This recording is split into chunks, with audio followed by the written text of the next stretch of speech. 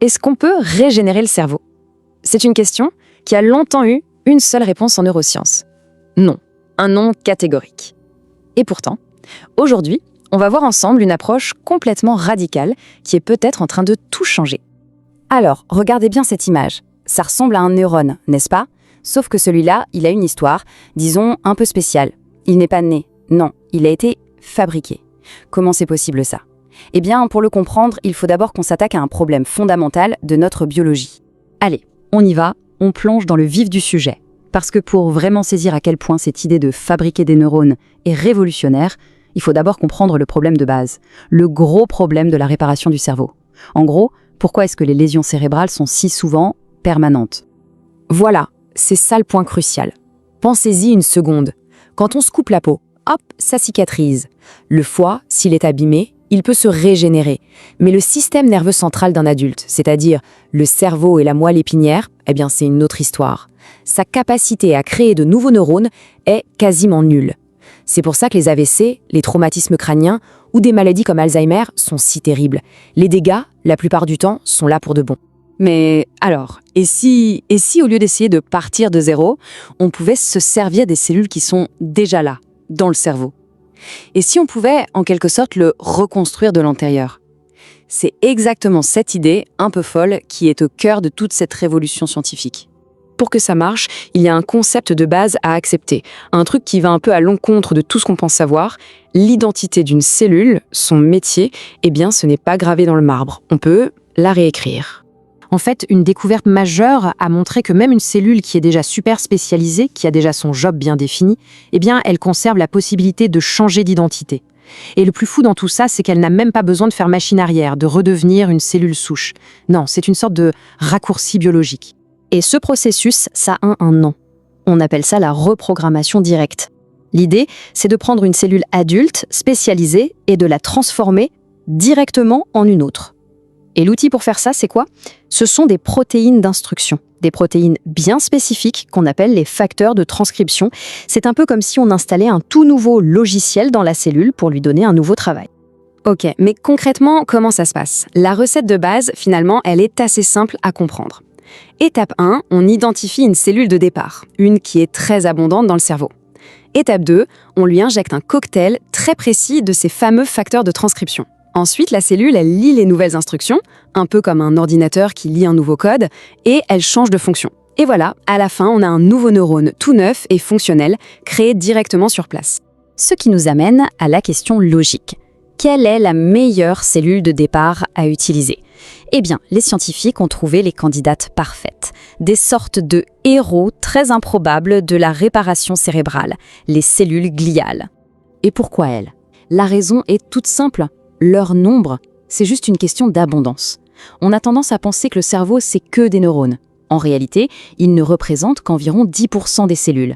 Les 90% qui restent, ce sont ces cellules gliales, les cellules de soutien.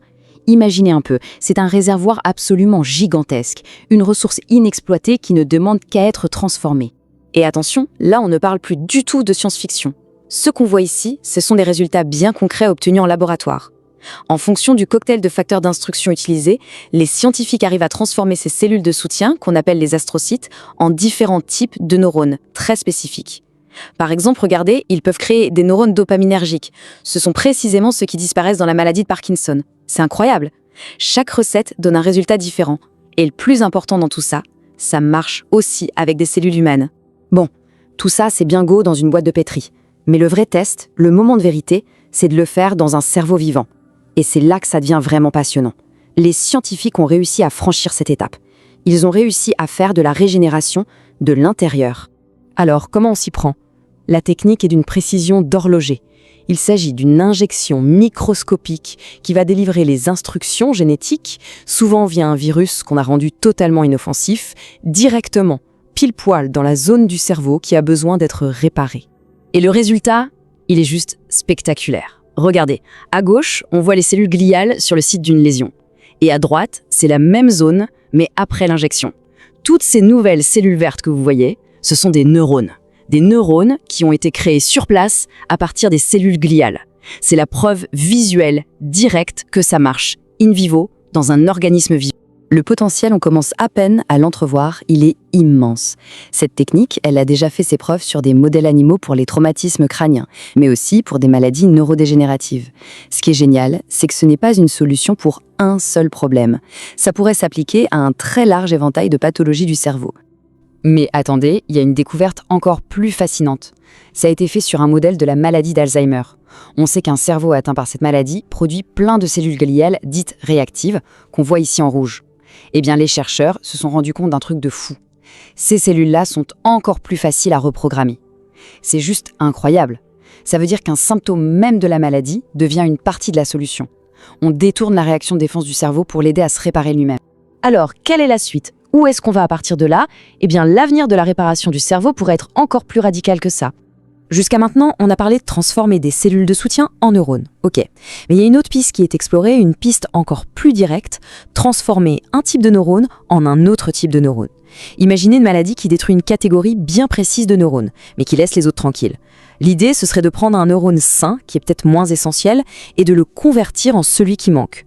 Ce serait une sorte de réparation chirurgicale, mais à l'échelle de la cellule. Et ça pourrait être encore plus rapide et plus efficace. Bon, évidemment, il faut rester les pieds sur terre.